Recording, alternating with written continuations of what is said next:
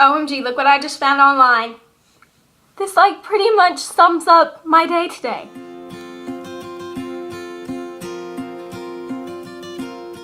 Hi guys, it's Josie and today I'm going to be filming my January wrap-up and February TBR video, and make sure you stay tuned to the end of this video because I have two important announcements for my channel, so make sure you stay tuned to watch that. Now on to my January wrap-up. I managed to read 8 books this month, which I was super stoked about because usually I read 4 to 5 books a month, so 8 books was pretty awesome for me, pretty awesome. And I've gotten off to a great start this reading year, and I am moving at a really nice pace to reach my goal of reading 15,000 pages this year. So definitely super excited about my reading this month. Now the first book I read this month and the first book I read this year was My Life After Now by Jessica Verdi. Now this book is, the synopsis that you're given on the back cover is very deceiving because it is not what you think it is going to be about, and I'm not going to spoil it for you, but this book is powerful. That's like the only word I have to describe it. It is absolutely powerful. Jessica Verdi did an amazing job of writing about such a serious subject matter, so hands down to you, Jessica Verdi. Amazing, amazing book. And if you want to read something mature and very serious, this is definitely a book for you. I gave it 4 out of 5 stars on Goodreads. Now, the next book I read this month was Mockingbird by Catherine Erskine. I've read this book so many times I have lost count. This book is about a 5th grader named Caitlin, and Caitlin admires her older brother. Her older brother's her best friend, and he's really all she has, and he dies in a school shooting, and it tells her story to find closure, and it is an absolutely amazing book. This is probably one of my top 5 favorite books. I love this book so much. So if you're looking for a great book that will tell a story that just gives you the feels, then this is definitely the book for you. Now, the third book I read this month has been on my TBR since elementary school, so I'm super happy that it is off my TBR, and that is Bridge to Terabithia by Katherine Paterson.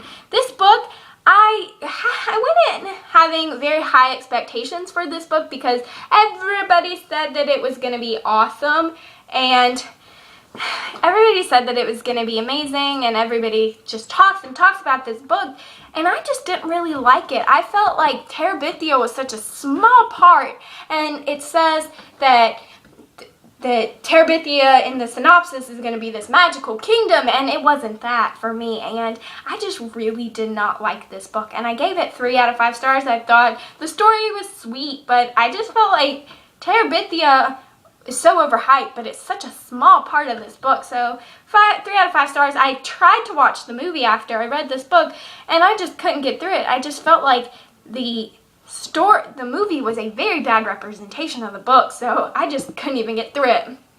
Now, the fourth book I read this month, yes, the fourth book, was Room by Emma Donoghue, and I am probably 99.999% sure that this is going to be on my top 14 of 2014. This book is amazing. Amazing. This book is about a boy. He's 5 and his name is Jack, and he lives with his mother in a room, and they've lived in this room for a while, and the mom was kidnapped and she gave birth to Jack in this room, and they've lived in this room their whole life, and so they tried to get out, and it tells their story of them trying to get out and them experiencing the real world for the first time. And I did a full review on this book, so I will definitely link it down below, but it is a pretty amazing book. I listened to the audiobook, and I definitely would recommend listening to the audiobook. It's a beautiful audiobook, 9 hours long, but it is so worth it. So definitely check this book out if you just want a sweet story. I gave it 4 out of 5 stars on Goodreads. Now, the next book I read this month was The Fault in Our Stars by John Green. Oh my gosh, I don't even know where to begin to talk about this book. I did a full review for this book, and I will definitely link that one down below. And I also did a trailer reaction because the movie is going to come out, and I'm so excited about that movie.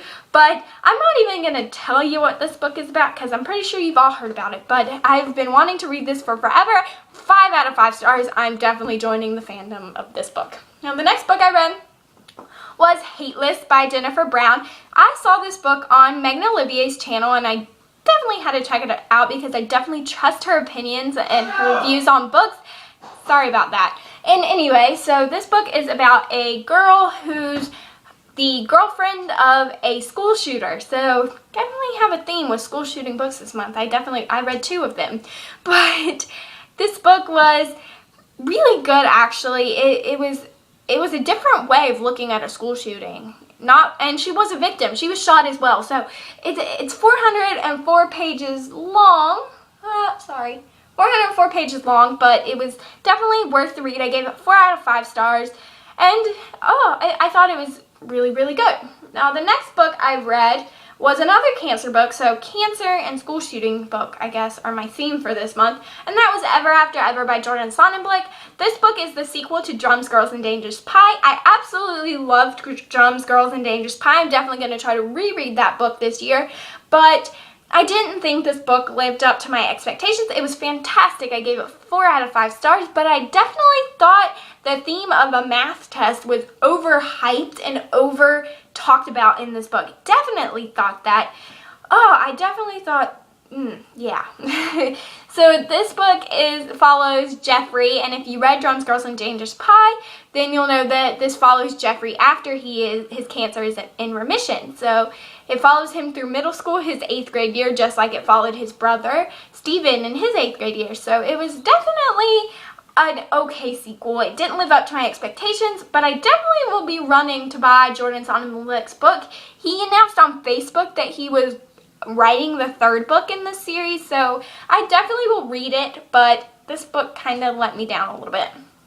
Now, the next book I read was A Long Walk to Water by Linda Sue Park. This book I had to read for my service learning project at school, and I did a full review on this book. This book is pretty amazing. It's 110 pages long, and it's a dual perspective novel that follows Naya and Salva. They both live in South Sudan, and Naya's story is about how she has to get water for her family, and Salva's story is about running away from a civil war that has torn apart his village. So it's definitely a interesting book, and you can learn a lot in 110 pages, and again, I did a full review, so you can check that out down below.